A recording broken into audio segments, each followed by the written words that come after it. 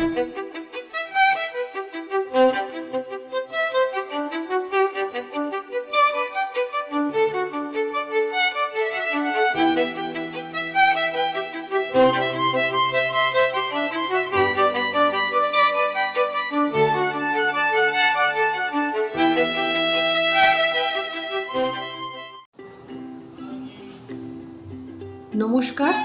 কেমন আছেন সবাই?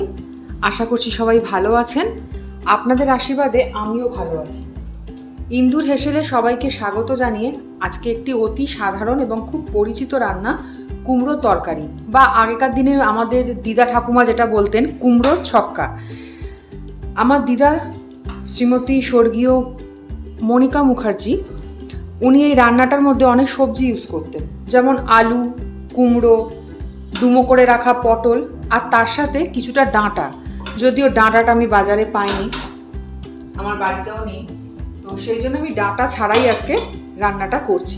খেতে ভীষণই সুন্দর হয় এবং রুটি দিয়ে বা বলুন বা ভাত দিয়ে, তরকারি দিয়ে খেতে খুবই সুস্বাদু হয়। তার সাথে আমি অল্প একটু টমেটো আর ক্যাপসিকাম অ্যাড করছি। এটা আপনারা দিতেও পারেন, নাও পারেন, আমার দিদা কিন্তু দিতেন না। আর খানিকটা ছোলা ভিজা, কাঁচা ছোলা ভিজিয়ে রেখে এর মধ্যে এটাকে আমি দিয়ে দেবো। তাহলে চলুন রান্নাটা শুরু করি। কড়াইটা বসিয়ে দিলাম গরম হতে। প্রথমেই একটা মশলা আমি বানিয়ে নেব, যেমন ধরুন একটু গোটা ধনে, ভাজা মশলা, যেটা আপনারা সবাই করেন বাড়িতে, গোটা জিরে। দিদাকে সবসময় দেখতাম যে মশলা শিলনোড়ায় বেটে করতেন। আমাদের আজকালকার এই তাড়াহুড়োর জীবনে সেটা আর হয়ে ওঠে না অনেকেরই, তবুও অনেকে এখনো করেন। দুটো এলাচ আর দিচ্ছি দুটো শুকনো লঙ্কা, ডান্ডিগুলো ভেঙেই দিচ্ছি। এগুলোকে ভালো করে ড্রাই রোস্ট করে আমি গুঁড়িয়ে নেব। তেজপাতাটা তেলেই দেবো, তাই এখানে আর দিলাম।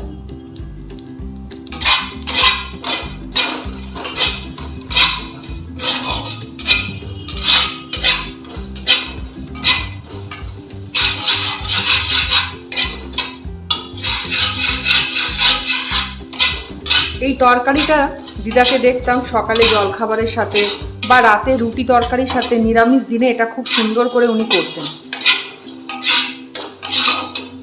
আমাদের ভাজাটা প্রায় হয়ে গেছে, এবার এটাকে আমি ভালো করে গুঁড়ো করে রেখে দেব। মশলাটা আমার ভেজে তুলে নেওয়া হয়ে গেছে। এবার ওই প্যানের মধ্যেই অল্প করে আমি তেল দিলাম।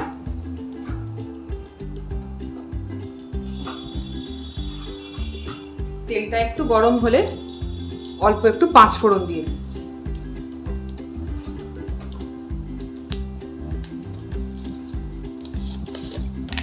আর তেজপাতাটাও এখনই দিয়ে দেবো।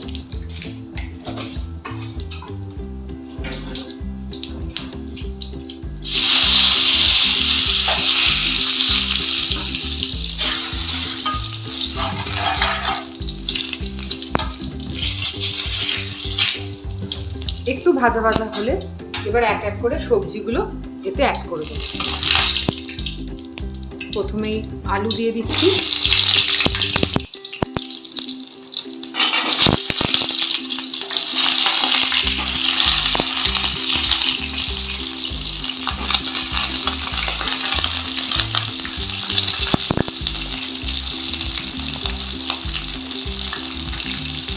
আলুটা খানিকটা নাড়াচাড়া হলে পটলটা দেবো। আপনাদের যদি কারোর পটল ভালো না লাগে দিতে, আপনারা স্কিপ করে যাবেন, তাতেও কিছু খারাপ হবে না।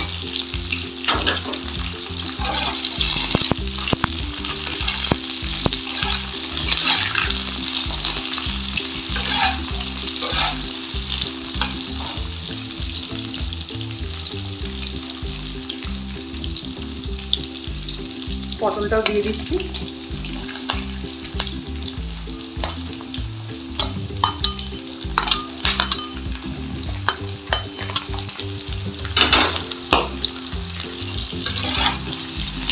এবার একটু ভালো করে ভেজে নেব।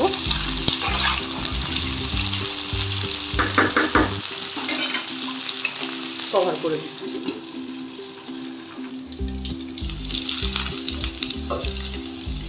দেখুন আমার আলু পটলটা মোটামুটি একটা ভাজা মতো হয়ে গেছে।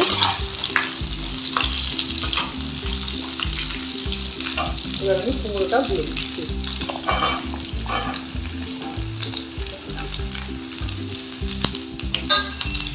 আর ক্যাপসিকাম টমেটো যে কুচি রেখেছিলাম সেটাও দিয়ে দিচ্ছি। এটা সম্পূর্ণ অপশনাল, আপনারা দিতেও পারেন আবার বাদও দিতে পারেন।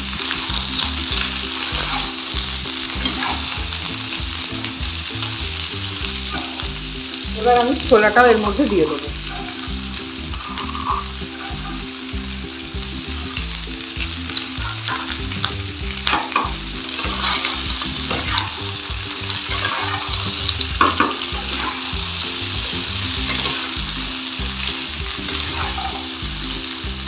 এবার এটা ভালো করে আমি ভেজে নেব।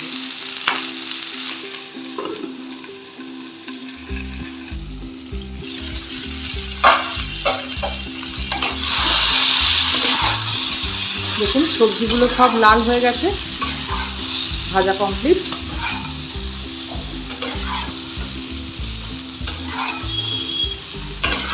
এবার আমি মশলাগুলো দিয়ে দেবো। মশলা একেবারে রেগুলার মশলা। 2 চামচ আদা বাটা দিচ্ছি, হলুদ গুঁড়ো 1 চামচ, সামান্য একটু লঙ্কার গুঁড়ো, 1/2 চামচ জিরের গুঁড়ো, যেহেতু ভাজা মশলাটা রেডি করা আছে, 1/2 চামচ ধনের গুঁড়ো, নুন 3-4 চামচ। নিরামিষ তরকারি একটু মিষ্টি না দিলেই নয়, তাই 1/2 চামচ মতো আমি একটু চিনি অ্যাড করে দিলাম। এবার এটাকে ভালো করে আমি নেড়ে ছেড়ে মিশিয়ে নেব।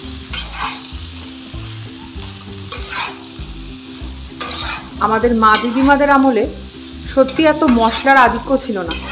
আজকে আমরা এত কিছু রান্না করি, তাতে কত রকম মশলাই না অ্যাড করি, কিন্তু তাদের সময় মশলা সত্যি নামমাত্র মশলায় কি অপূর্ব স্বাদের রান্না হতো। নানা রকম পথ মাপত যৎসামান্য শিলনোড়ায় বেটে ওই গুটি কয়েক মশলায়। না এত পেঁয়াজ রসুনের আধিক্য ছিল, না এত মশলা গুঁড়োর আধিক্য ছিল, অথচ রান্নার স্বাদ ছিল মন ভোলানোর মতো। মশলাটা আমার ভালো করে কষে যাচ্ছে। এবার আমি এটাকে জল দিয়ে সিদ্ধর জন্য ছেড়ে দেব।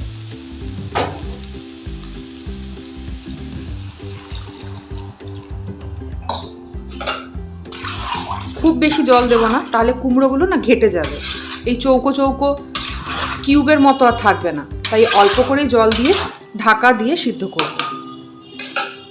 চাপা দিয়ে দিচ্ছি। চলুন তাহলে ফিরে আসি 10 মিনিট বাদে।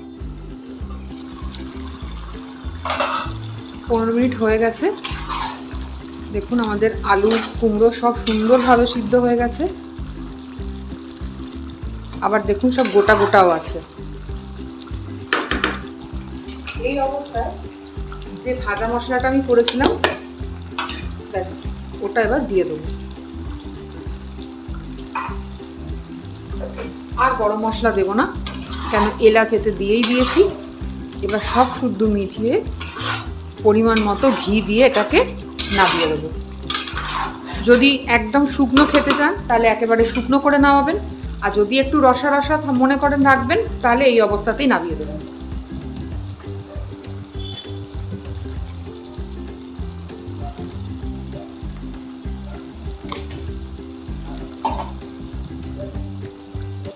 দিয়ে দিলাম ঘি। খুব সুন্দর গন্ধ বেরোচ্ছে তরকারিটা দিয়ে।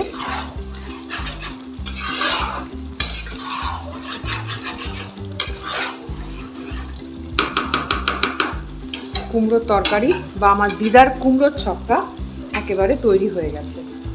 তাহলে চলুন, রান্নাটা শেষ হলো।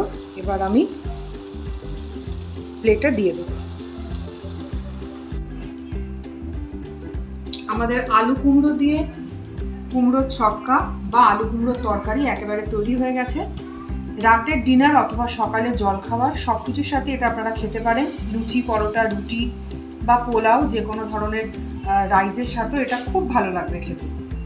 বানিয়ে দেখবেন কেমন লাগে। ভালো লাগলে অবশ্যই লাইক করবেন, আর ইন্দুর হেসেল ইউটিউবের চ্যানেল সাবস্ক্রাইব করে দেবেন, আর এইভাবেই ইন্দুর সাথে পাশে থাকবেন।